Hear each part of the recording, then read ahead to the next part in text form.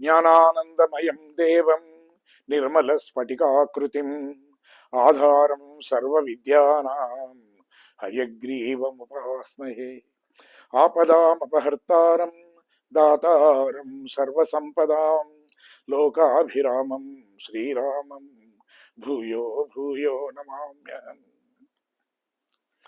క్షోణితలంబునన్నుదురు శోకగ మృక్కిను తింతు సైకత శ్రోణికి చెంచరీకచయ సుందర వేణికి రక్షతామర శ్రేణికి తోయజాత భవ చిత్త వశీకరణైక వాణికిన్ వానికి అక్షదామ సుఖ వారిజ పుస్తక రమ్య పాణికిన్. కాశ్యపాన్వయ సంజాతం నారాయణ పదాశ్రితం శ్రీమన్నారాయణం వందే యతీశ్వర శ్రియాజుషం. అస్మద్గురుభ్యో నమః. వృచ్చికే రేవతీ జాతం కృష్ణమార్య గురోస్తుతం శ్రీనివాస కృపాపాత్రం వెంకటార్య గురుం భజే. అస్మత్ పరమ గురుభ్యో నమః. కాశ్యపాన్వయ సంజాతం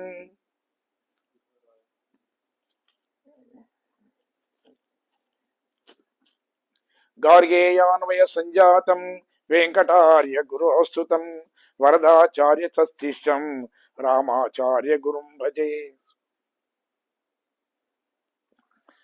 అస్మద్గురుభ్యో నమః. అస్మత్ పరమ గురుభ్యో నమః. మాతృభ్యో నమః, పితృభ్యో నమః. ఆచార్య దేవో భవ. భగవద్బంధువులారా, మనం నిన్నటి వరకు 5 పాసురాలను అనుసంధానం చేసుకున్నాం. గోధుమ మనకు 30 పాసురాలలో వేదాలలో ఉండే అర్థమంతా కూడా మనకు చెబితే ఆ మొదటి 5 పాసురాలను మనం పూర్తి చేసుకున్నాం.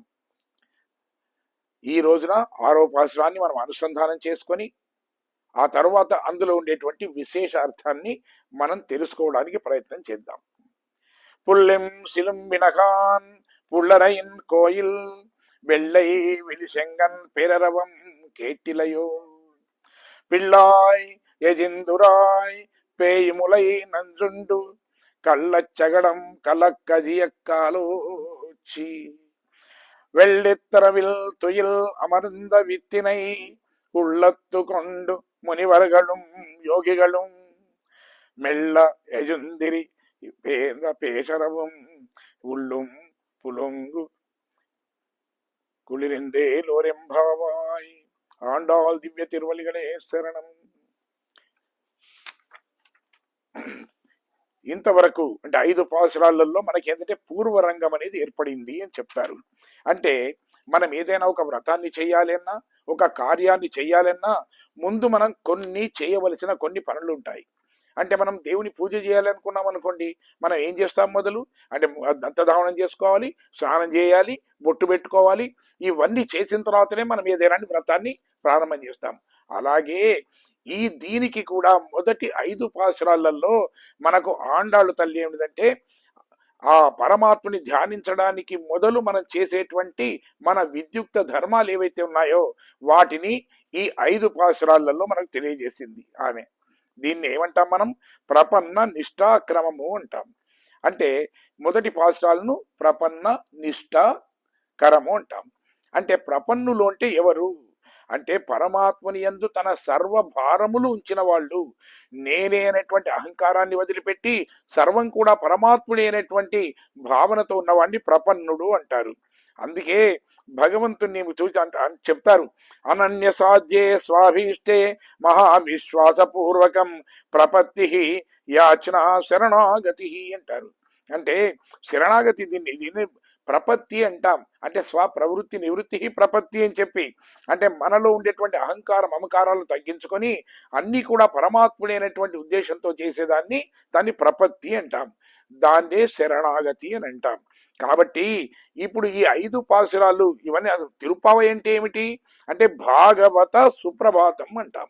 అంటే భాగవతోత్తములైన వాళ్ళు ఎవరైతే ఉన్నారో పరమాత్ముడి పట్ల అత్యంతమైన భక్తి విశ్వాసాలు కలిగి సర్వం కూడా పరమాత్ముడైనటువంటి దృఢ అధ్యవసాయం కలిగి ఉన్న వాళ్ళను, అలాంటి వాళ్ళను భాగవతోత్తములు అంటాం.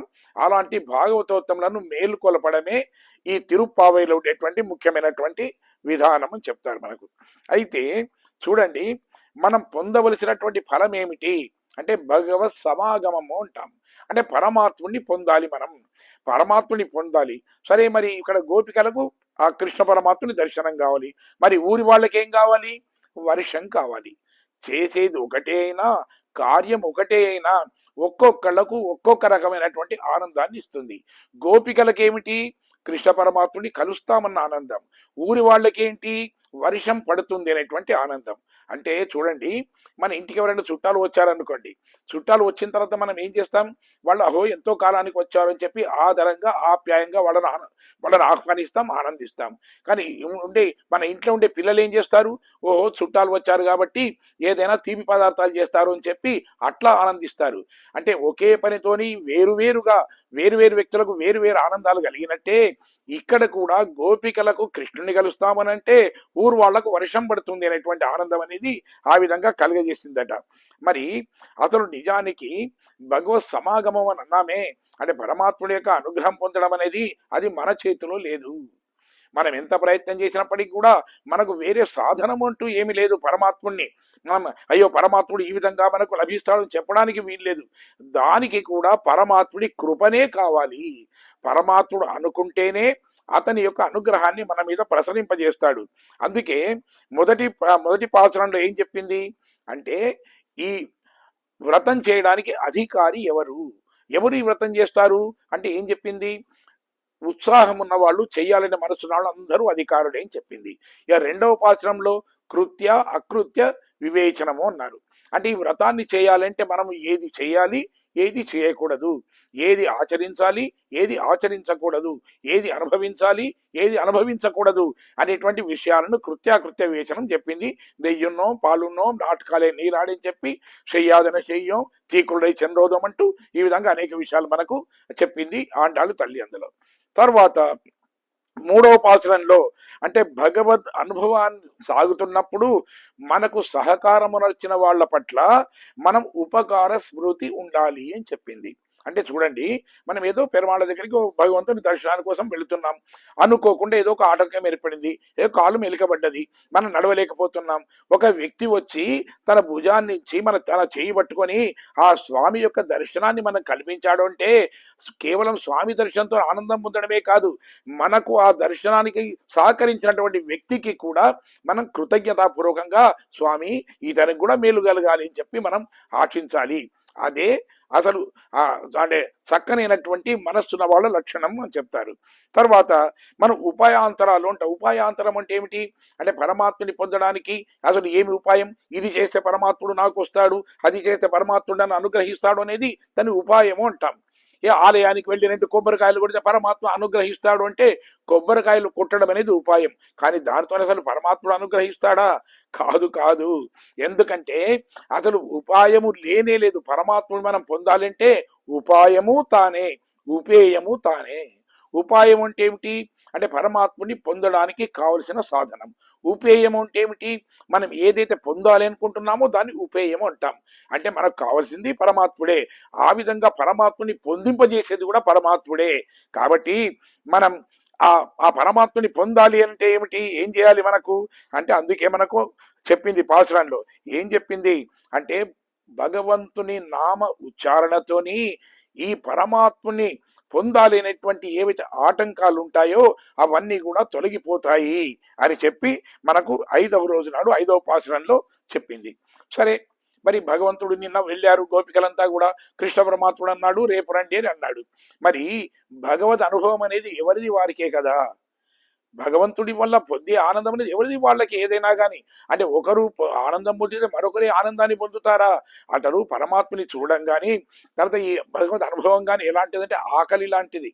మనకు ఆకలి అవుతున్నది అనుకోండి, ఎవరైనా తింటే అసలు మన కడుపు నిండుతుందా? మనం తిన్నప్పుడే కదా మనకు కడుపు నిండేది. కానీ ఇక్కడ అలా కాదట. అంటే భగవంతుని చూడడంలో ఉండేటువంటి ఒక గొప్పతనం ఏమిటి, మిగతా దానికి ఉన్న పరమాత్ముడి యొక్క దీనికి ఏమిటి అంటే ఎవరి ఇతరులు కూడా పొందే ఆనందంలో మనం కూడా అలాంటి ఆనందాన్ని పొందగలుగుతాము అని చెప్తారు. అంతేకాకుండా ఇక్కడ గోపికలందరూ కూడా ఎలాంటి వాళ్ళు వీళ్ళందరూ కూడా అంటే దుఃఖిత్వం గల వాళ్ళు.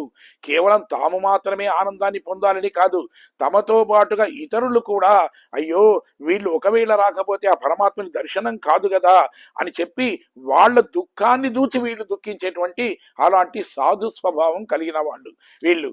అందుకనే వీళ్ళు అంతేకాకుండా వీళ్ళు ఏం చెప్పారు, శయ్యాదన శయ్యోం అన్నారు. అంటే పెద్దలు ఆచరించని దాన్ని మేము ఆచరించము, పెద్దలు ఏది ఆచరిస్తారో దాన్ని ఆచరిస్తాము అని చెప్పారు. మరి పెద్దలు వీళ్ళకి ఏం చెప్పారు, వీళ్ళకు చెప్పారు ఏక స్వాదున భుంజీత అన్నారు. అంటే మధురమైనటువంటి పదార్థం ఏదైనా ఉంటే ఒక్కళ్ళే తినవద్దయ్యా, దాంతో అందరూ కూడా దాన్ని అనుభవించాలి అని చెప్తారు. అంటే చూడండి, ఇలాంటి భావన మనకు కలుగుతుంది. మీరు గమనించండి ఒకసారి. మనం ఏం చేస్తాం, ఎక్కడికైనా ఆలయానికి వెళ్ళామనుకోండి, కొబ్బరికాయ కొట్టాలి అనుకుంటాం మనం. అయితే బయట ఉండేటువంటి ఆ షాప్ వాడితోనే మనం బేరం చేస్తాం. ఏంటయ్యా బయట 30 రూపాయలు ఇస్తే నువ్వు 40 రూపాయలకి ఎందుకు ఇస్తున్నావు కొబ్బరికాయ అని అంటాం. సరే మొత్తాన్ని 40 రూపాయలు పెట్టి తీసుకుంటాం. లోపలికి వెళ్ళి ఆ కొబ్బరికాయ కొట్టిన తర్వాత అర్చక స్వామి ఏం చేస్తాడు, సగం మనకి ఇస్తాడు. దాన్ని తీసుకొని వచ్చిన తర్వాత అయ్యో ఇది 20 రూపాయలది కదా కాబట్టి నేనే ఉంచుకుంటాను అనుకుంటామా? కాదు కాదు, దాన్ని పగలగొట్టి ముక్కలు చేసి అందరికీ పంచుతాం అక్కడ. అంటే అక్కడ దాని విలువ అనేది కాదు, అది ఏమిటి, ఒక మధురమైన పదార్థము, దానికి తోడు భగవత్ ప్రసాదం కాబట్టి నేనే కాదు అందరూ కూడా దాన్ని తిని అందరూ కూడా ఆనందించాలి, అందరూ భగవంతుని కృపకు పాత్రులు కావాలి అనేటువంటి విశాలమైనటువంటి భావన మనకు కలుగుతుంది. అలాగే ఇక్కడ గోపికలకు కూడా అలాంటి భావననే ఉంది. మెలకువతో ఉన్నాం కాబట్టి మేము మాత్రం వెళ్ళి ఆ పరమాత్మని దర్శించుకోవాలని కాదు. అయ్యో ఈ 10 మంది గోపికలు 5 లక్షల ఇల్లున్నాయి అంటారు, అందులో ఉండేటువంటి అనేక మంది గోపికలు ఉన్నారు, అందులో ఒక 10 మంది మాత్రమే అంటే ఇంకా ఎక్కువ ఉండి ఉంటారు, కానీ ఒక 10 మందిని ఒక ఉదాహరణగా చెప్తున్నారు. వాళ్ళు పడుకున్నారు కాబట్టి వాళ్ళను కూడా లేపుకొని తీసుకొని వెళ్ళి పరమాత్మని దర్శనం చేయించాలి అనేటువంటి ఉద్దేశం ఈ గోపికలకు ఉంది కాబట్టి వాళ్ళ దగ్గరికి వెళ్ళారట. అంటే ఇక్కడ మనమే కాదు, పరమపదంలో ఉండేటువంటి వాళ్ళు నిత్య సూరులు అంటాం. వాళ్ళు కూడా ఏమంటారు అంటే చెప్తుంటుంది మనకు ఇది. అక్కడ ఉండే వాళ్ళందరూ కూడా వాళ్ళు ఏం చేస్తుంటారు అంటే అక్కడ పరమాత్ముని నిత్య సూర్యులందరూ కూడా చూసి అందరూ కలిసి చూసి ఆనందిస్తారట. మరి వాళ్ళు ఏమైనా సామాన్యుల నిత్య సూర్యులు అంటే కాదు కదా, సదా పశ్యంతి సూరయ అని చెప్పి మనకు ఉపనిషత్తు చెప్తున్నది. అక్కడ ఉండే వాళ్ళు నిత్యులు, వాళ్ళందరూ ఎలాంటి వాళ్ళందరూ అంటే పరమాత్ముడితో సమానమైనటువంటి అలాంటి శక్తులు కలిగిన వాళ్ళు. పరమాత్ముడికి ఏమిటి, సృష్టి స్థితి లయ ఇవి ఉంటాయి.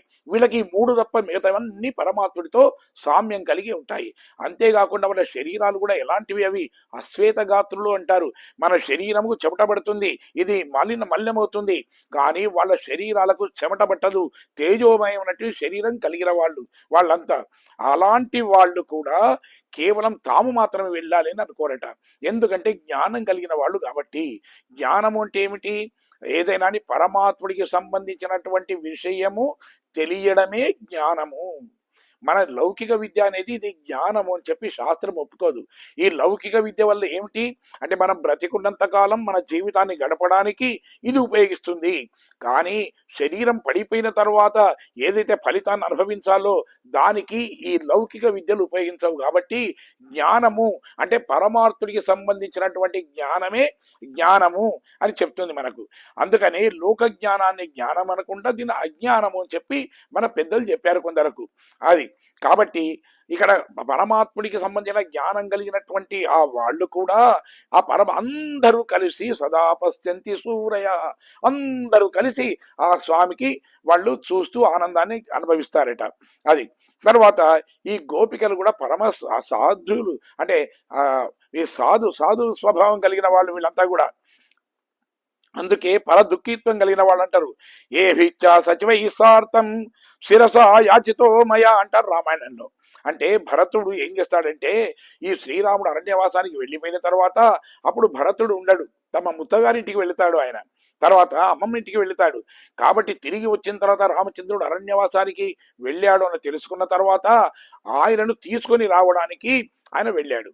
నిజానికి భరతుడు అంటే అమితమైన ప్రేమ రామచంద్రుడికి, రామచంద్రుడి మీద అత్యంతమైనటువంటి భక్తి భరతుడికి.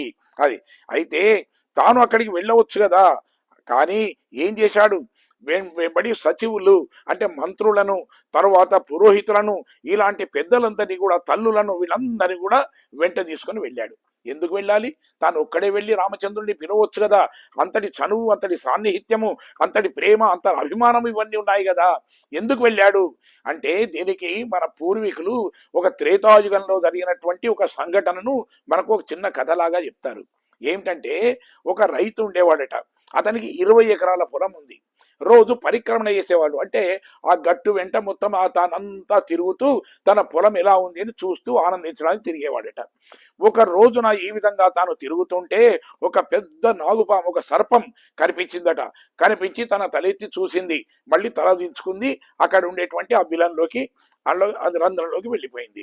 అప్పుడు అనుకున్నాడట, అంత పెద్ద పాము నన్ను చూసింది కానీ ఏమనలేదు కాబట్టి ఇది క్షేత్రపాలకుడు, అంటే నా పొలాన్ని రక్షిస్తున్నటువంటి వాడు, ఇది దేవతా సర్పం అనుకొని దానికి నమస్కరించి ఇంటికి వెళ్ళి ఒక గిన్నె లోపల పాలను తీసుకొని వచ్చి దానికి నైవేద్యంగా పెట్టాడట. వెంటనే పాము బయటకు వచ్చింది, ఆ పాలు తాగింది, తాగి లోపలికి వెళ్ళింది, వెళ్ళి మళ్ళీ వచ్చింది. వచ్చేప్పుడు తన నోటితోని ఒక బంగారు ఒక ఆ నాణ్యాన్ని తీసుకొని వచ్చిందట. వచ్చి అందులో వేసింది, వెళ్ళిపోయింది. ఆ నాణ్యం తీసుకొచ్చుకున్నాడు. తెల్లారి మళ్ళీ పాలు పెట్టాడు, మళ్ళీ ఒక నాణ్యం. ఈ విధంగా కొంతకాలం గడిచిపోయింది ఆయనకు. అది అయితే దేవతా సర్వమంటూ తన భక్తితో ఉండేవాడు. ఒక రోజున అనుకోకుండా అతడు ఊరికి వెళ్ళవలసి వచ్చింది. ఒక కొద్ది రోజులు అటు వెళ్ళాలి. అందుకని తన కుమారుడిని పిలిచి చెప్పాడు, నాయన అక్కడ మన దేవతా సర్పం ఉంది, అది మన క్షేత్రపాలకుడు, పొలాన్ని రక్షిస్తుంది, దానికి రోజు నేను పాలు పెడతాను, అది ఒక బంగారు ఉండేటువంటి దాని బిళ్ళను తీసుకొచ్చి మనకి ఇస్తుంది ఆ నాణ్యము, కాబట్టి జాగ్రత్త, నువ్వు కూడా పెట్టు అన్నాడు. సరే పిల్లవాడు పోయాడు, అది పాలు పెట్టాడు. ఆ పాము లోపలికి వెళ్ళింది, ఒక నాణ్యాన్ని తీసుకొచ్చి వేసింది. వెంటనే ఆ పిల్లవాడికి దురాశ కలిగిందట. ఏంటి ఇది, లోపలికి తన ఆ బిలంలోకి వెళ్ళి అక్కడి నుంచి నాణ్యం తీసుకొని వస్తుంది అంటే లోపల అనేకమైన నాణ్యాలు ఉండి ఉంటాయి, అందుకే అది ఒక్కొక్కటి తీసుకొచ్చి ఇస్తుంది. ఈ ఒకటి ఒకటి ఒకటి ఏరుకోవడం ఏంటి, ఈ పామును చంపేస్తే అన్ని ఒకేసారి తీసుకోవచ్చు కదా అనేటువంటి దురాశ, దుర్బుద్ధి అతనికి పుట్టింది. మరునాడు ఏం చేశాడు, పాలను పట్టుకొని వెళ్ళేటప్పుడు మెల్లగా చాటుగా ఒక కర్రను తాను పెట్టుకొని వెళ్ళాడట. వెళ్ళేసి దానికి పాలు పెట్టాడు. అది పాలు తాగుతుంది. వెంటనే కర్రతో కొట్టాడు. కొడితే అది వెంటనే తప్పించుకొని ఆ పిల్లవాడి కాటు వేసింది. ఆ పిల్లవాడది, అది దేవతా సర్పం పెద్దది కాబట్టి పిల్లవాడు వెంటనే మరణించాడు. సరే, తన కొడుకు మరణ వార్త విన్నటువంటి ఆ రైతు ఆ వేరే పరగ్రామం నుంచి వచ్చి సరిగా మిగతా కార్యక్రమాలు అన్నీ అయిపోయిన తర్వాత దుఃఖిస్తుడే. ఆ తరువాత మరునాడు పాలు తీసుకొని వచ్చి అక్కడ పెట్టాడు, నమస్కారం చేశాడట. వెంటనే పాము బయటకు వచ్చింది, నీవు తెచ్చే పాలను నేను తాగను, రేపటి నుంచి నీవు పాలు తీసుకొని రాకు అందట. ఆ రైతు అన్నాడు, అయ్యయ్యో, ద్రోహం చేసింది నా కొడుకు కదరండి, నేనేం చేశాను, తప్పు ఉంది. కాదు, ద్రోహం చేసింది నీ కుమారుడే కావచ్చు, కానీ నన్ను చూడగానే నీకు అనిపిస్తుంది నా కొడుకు మరణానికి కారణం ఇదే సర్పం కదా అని, అంటే నా మీద నీకు దురభిప్రాయం కలుగుతుంది, కాబట్టి అలాంటి నీకు దురభిప్రాయం కలగడాన్ని నేను సహించలేను, కాబట్టి నువ్వు పాలు తీసుకొని రాకు, నేను త్రాగను అని చెప్పి పంపించిందట. అలాగే ఇక్కడ కూడా భరతుడు అనుకున్నాడు, నాకు రామచంద్రుడి మీద ఎంత ప్రేమ ఉన్నప్పటికీ, ఆ రామచంద్రుడికి నా మీద ఎంతటి వాత్సల్యం ఉన్నప్పటికీ కూడా నన్ను చూడగానే అయ్యో, నేను నా భార్య సహితంగా ఈ అరణ్యవాసానికి రావడానికి ఈ భరతుడే కదా కారణం అనేటువంటి భావన వస్తుందేమో అని అలాంటి దురభిప్రాయం కలగకుండా ఆయన వెంట ఆ సచివులను, పురోహితులను, తల్లులను వెంట తీసుకుని వెళ్ళారట. అంటే వాళ్లను చూస్తేనైనా అంగీకరిస్తాడేమో, తన మీద ఉండేటువంటి కోపం కొంత తగ్గుతుందేమో అనే ఆ ఉద్దేశం చేత ఆ విధంగా వచ్చాడట. అందుకే ఇక్కడ మనం కూడా పరమాత్ముడి దగ్గరికి వెళ్ళేటప్పుడు పెద్దలు లేకుండా పరమాత్ముడి దగ్గరికి వెళ్ళవద్దు అంటారు. ఆ విధంగా వెళ్ళితే మనం తెలిసి తెలియక అనేక పాపాలు చేస్తుంటాం, అనేక తప్పులు చేస్తుంటాం కదా. మనం వెళ్ళగానే పరమాత్ముడు మొదలు చూడగానే ఆ తప్పులే కనిపిస్తాయట. ఓహో, వీడు ఇన్ని తప్పులు చేసి, ఇన్ని పాపాలు చేసి ఇప్పుడు నా దగ్గరికి వచ్చాడా అనే కోపం ఎక్కడ వస్తుందో అని ఆ విధంగా పరమాత్ముడికి ఆప్తులైన వాళ్ళు ఎవరైతే ఉన్నారో, అంటే పరమాత్ముడిని ఎవరిని చూస్తే సంతోషపడతాడో అలాంటి వాళ్ళను ముందుంచుకొని ఆ తర్వాత మనం వెనుక ఉండాలి అంటారు. అందుకే మనం ఆలయానికి వెళ్ళినప్పుడు పెద్దలు ఎవరైనా ఉంటే ఎందుకంటే ఆయనను ముందు వస్తారు, అదే నేను వెళ్తాను కదా అనుకోవద్దట మనం ఎప్పుడైనా అని. అటు భాగవతోత్తములు పరమాత్ముడికి ఆప్తులు కాబట్టి వాళ్లను చూడగానే పరమాత్ముడు సంతోషిస్తాడు. సంతోషంతో ఉన్నప్పుడు ఏమిటి, మనం చేసినటువంటి తప్పులు పరమాత్ముడు చక్కగా దాన్ని గ్రహించడు, వాటి మీద దృష్టి పెట్టాడు. కాబట్టి ఆ విధంగా పెద్దలను ఉంచుకొని ముందుకు వెళ్ళాలి అంటారు. అంటే ఆ అనుగ్రహం మన మీద పడాలి, అనుగ్రహం ప్రసరించేట్టుగా చెయ్యాలి అని అనుకుంటాడట. అందుకనే అంతేకాకుండా చూడండి, నేరుగా పరమాత్ముడి దగ్గరికి వెళ్ళవద్దట. రామాయణం మనకు చాలా నీతులు చెప్తుంది మనకు. ఎప్పుడైతే విభీషణుడు ఆ లంక నుంచి వచ్చిన తర్వాత ఆయన ఒక నలుగురు సచివులతో వచ్చాడంతే. ఆ సముద్రంలో ఉండేటువంటి పైన ఉన్నాడు. ఉన్న తర్వాత రాముడు కనిపిస్తున్నాడు, రాముడికి విభీషణుడు కనిపిస్తున్నాడు. మరి రాముడితో నేరుగా చెప్పవచ్చు కదా, రామా నేను శరణాగతి అయ్యానని చెప్పవచ్చు కదా. అలా చెప్పలేదట. అక్కడ ఏమంటాడు చూస్తుంటే అక్కడ, అంటే అంటాడు, లోక సర్వలోక శరణ్యాయ రాఘవాయ మహాత్మనే నివేదయిత మాం క్షిప్రం విభీషణం ఉపస్థితం అంటాడు. అయితే ఈ విభీషణుడు అనేవాడిని నేను అతని శరణాగతి వచ్చాను అని చెప్పి సుగ్రీవా నీవు అతనికి నివేదించు అంటాడు. రాముడు కూడా సుగ్రీవుని ద్వారానే అతన్ని రమ్మని చెప్తాడు. కాబట్టి పరమాత్ముడితో నేరుగా మనము సంబంధం పెట్టుకోవడానికి బదులుగా మహాత్ములు పెద్దలైన వాళ్ళని ముందుంచుకోవాలి అనేటువంటి నీతి తెలిసింది. కాబట్టి ఈ పడుకొని ఉన్నటువంటి గోపిక పరమాత్ముడికి అత్యంత ప్రీతిపాత్రురాలు కాబట్టి ఆమెను లేపడానికి ముందుకు వస్తున్నారట. ఈ ఆనందం అనేది ఎలా ఉంటుందంటే, మనం అసలు పంచుకున్నా కొద్దీ ఆనందం మరింతగా పెరుగుతుంది.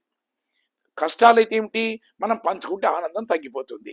కాబట్టి ఇది ఆనందం కాబట్టి, సంతోషకరమైన విషయం కాబట్టి అందరితో కలిసి వెళ్ళి ఆ పరమాత్ముని, ఆ కృష్ణుని దర్శించుకోవాలి అనేటువంటి ఆ ఉన్నతమైనటువంటి అభిప్రాయం కలిగిన వారు కాబట్టి ఈ గోపికలు ఆ విధంగా లేస్తున్నారట. అంటే మరొక కథ కూడా మనకు రామాయణంలో చెప్తారు మనకు. ఏమిటి అంటే, శ్రీరాముడు అరణ్యవాసానికి వెళుతూ ఉంటే లక్ష్మణుడు నేను కూడా వస్తాడు. నువ్వెందుకయ్యా అంటే, అహం సర్వం కరిష్యామి, అన్ని నేను చేస్తాను అన్నాడు.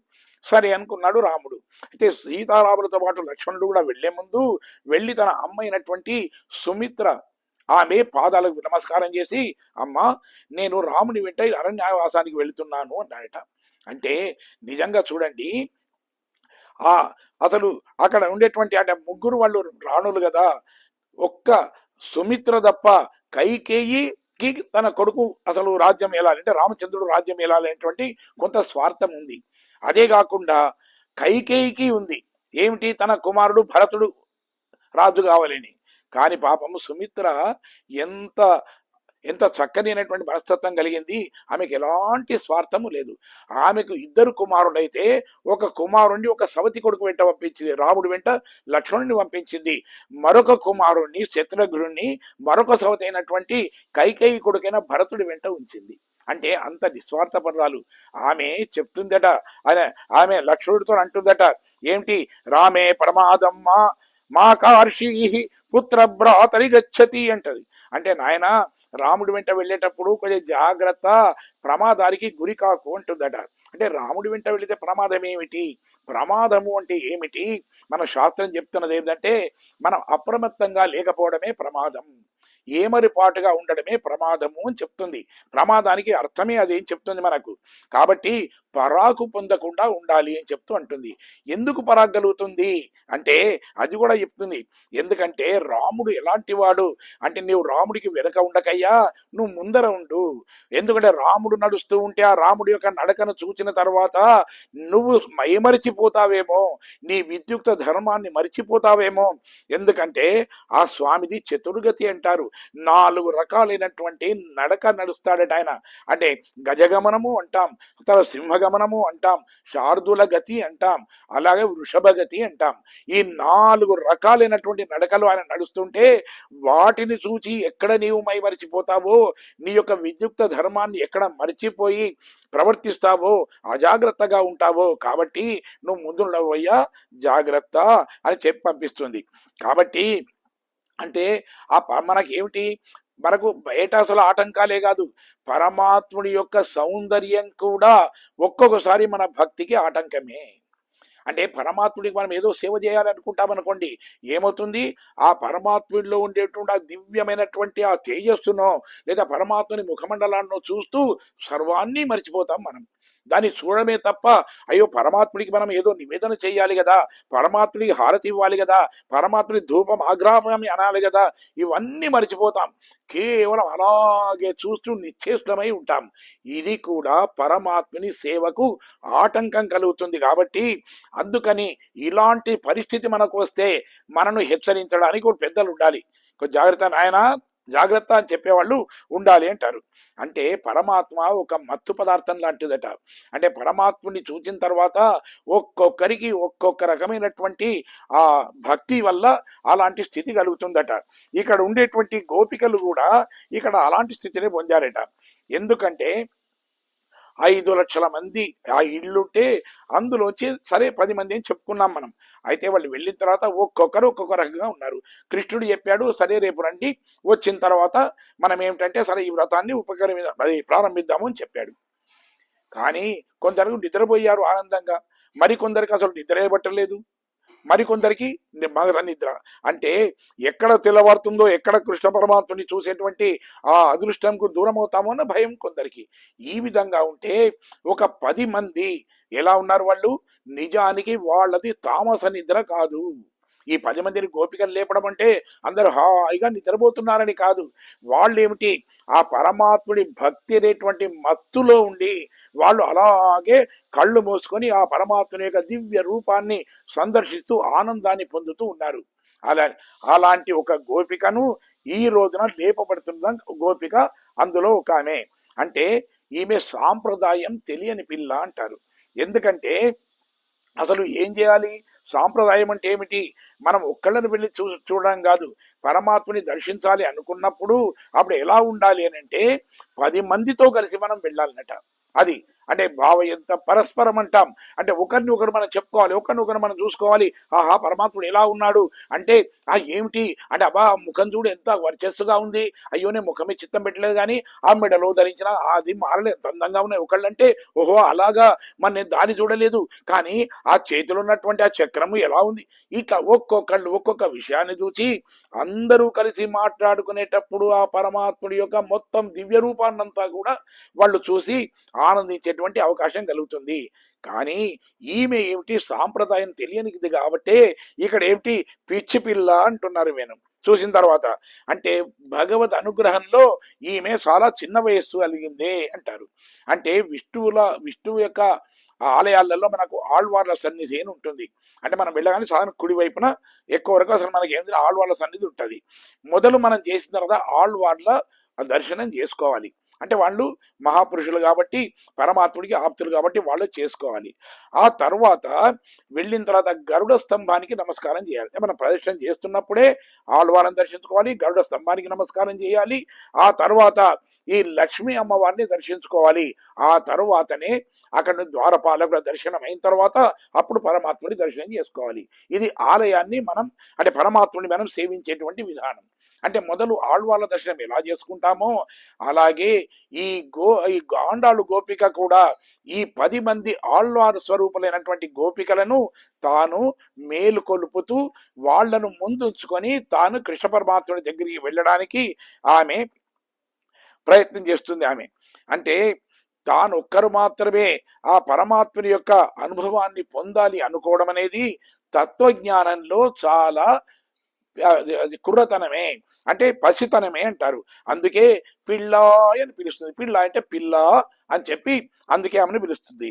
అంటే సాధారణంగా చూడండి, ఎవరైనా నిద్రపోతున్నప్పుడు వాళ్ళను మేలుకొలిపితే వాళ్ళు ఎలా ఉంటుంది అంటే ఏదో ఒక సాకు చెప్తారు, ఏదో కారణం చెప్తారు ఏదన్నా అని.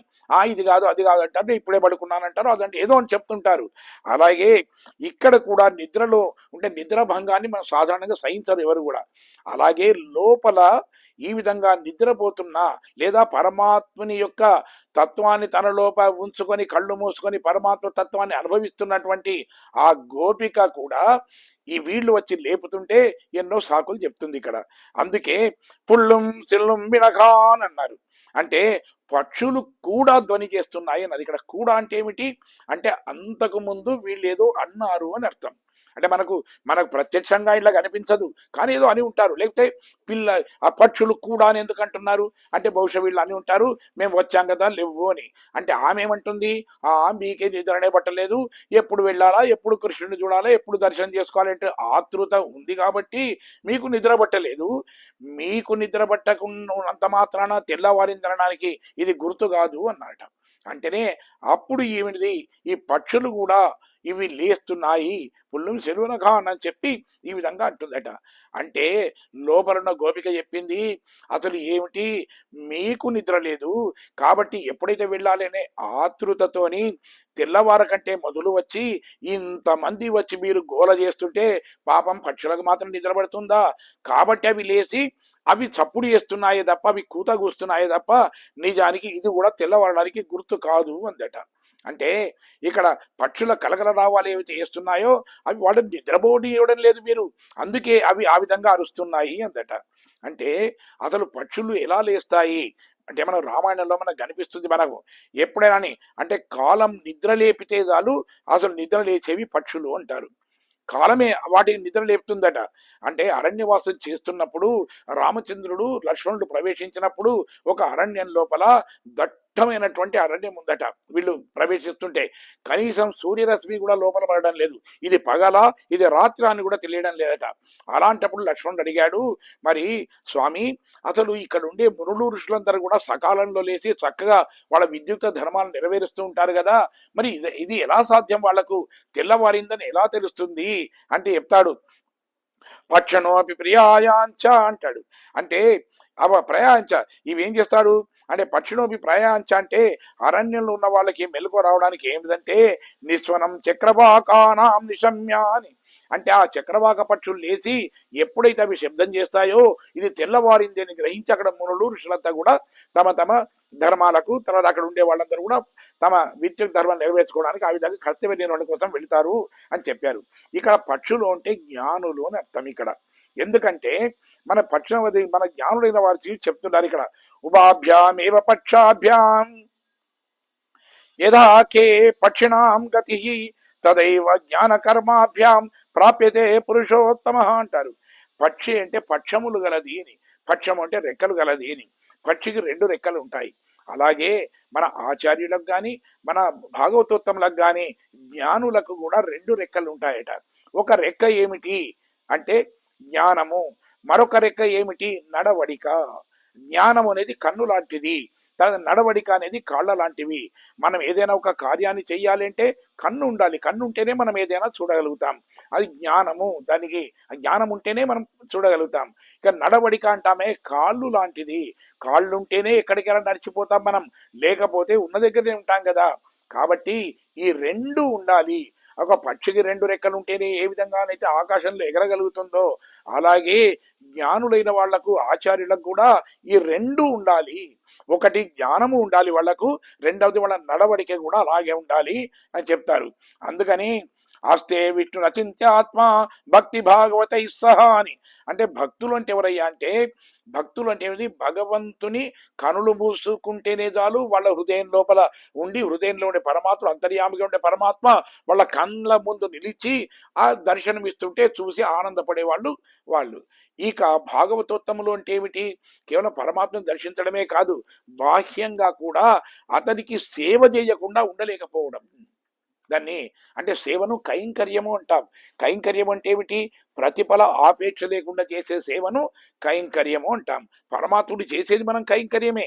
కాబట్టి ఆ విధంగా కైంకర్యం చెయ్యకుండా ఉండలేని స్థితి కలిగిన వాళ్ళు భాగవతోత్తములు. అంటే లోపల ఈనాడు పడుకొని ఉన్నటువంటి ఆమె ఏమిటి, ఆమె చాలా గోపిక భక్తి కలిగింది, కానీ బయట ఉన్న గోపికలందరూ కూడా భాగవతోత్తములు.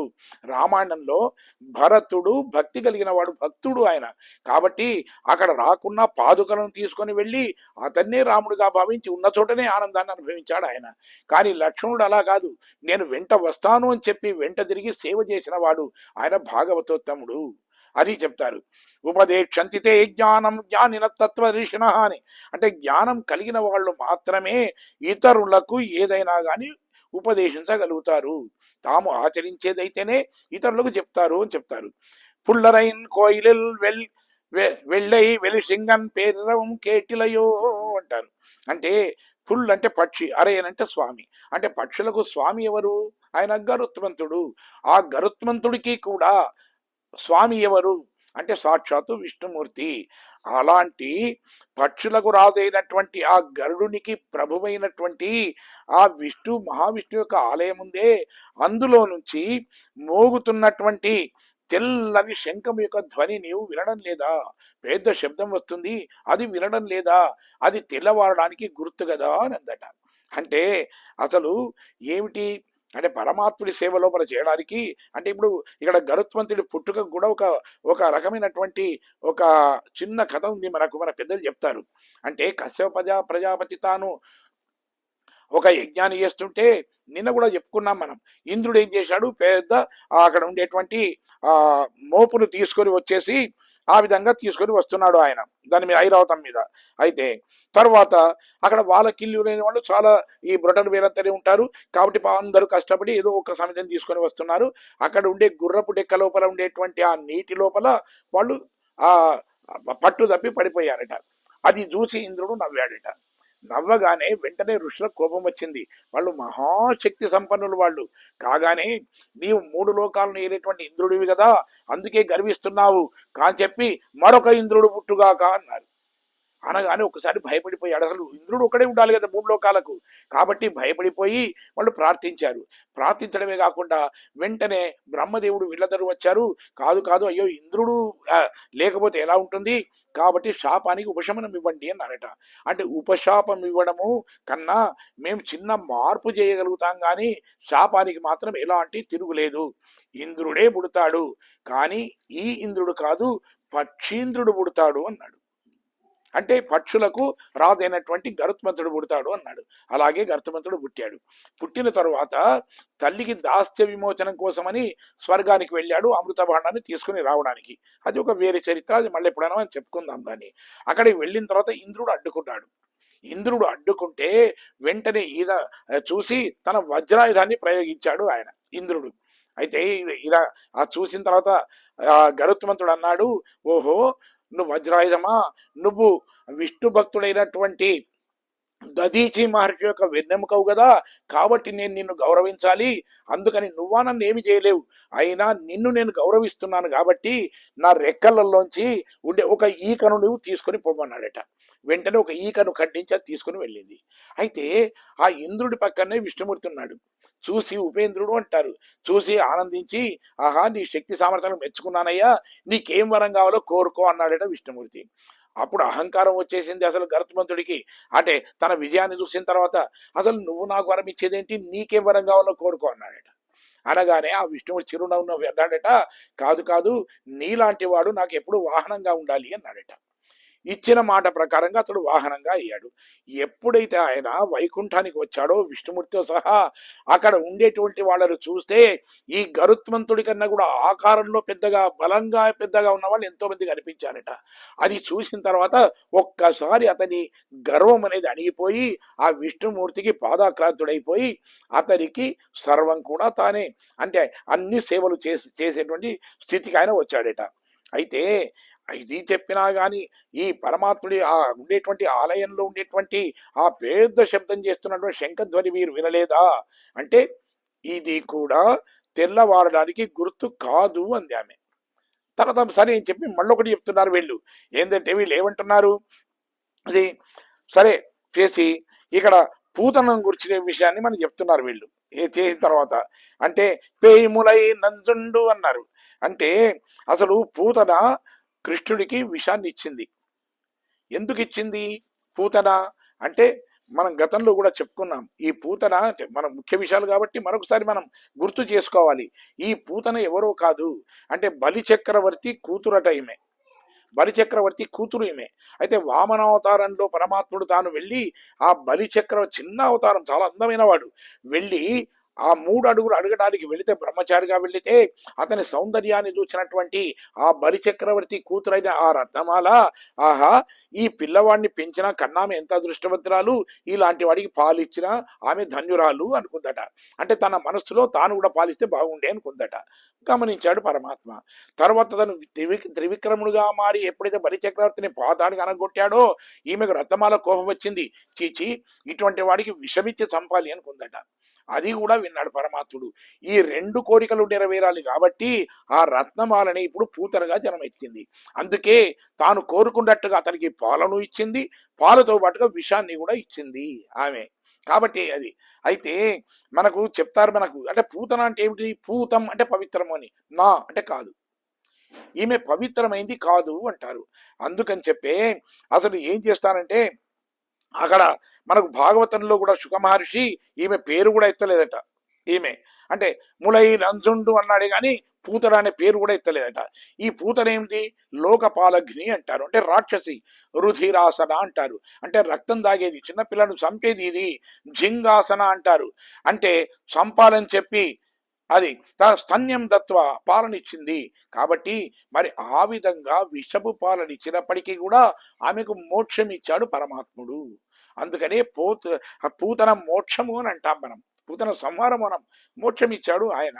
ఎందుకు? అందుకే చెప్తారు మనకు, ఈమె రుధిరాసన, రక్తం తాగుతుంది కాబట్టి ఆహారాన్ని బట్టి మనకు మనకు మనకి ఏంటంటే ఆ లోపల ఉండే తత్వం కూడా అలాగే ఉంటుందట.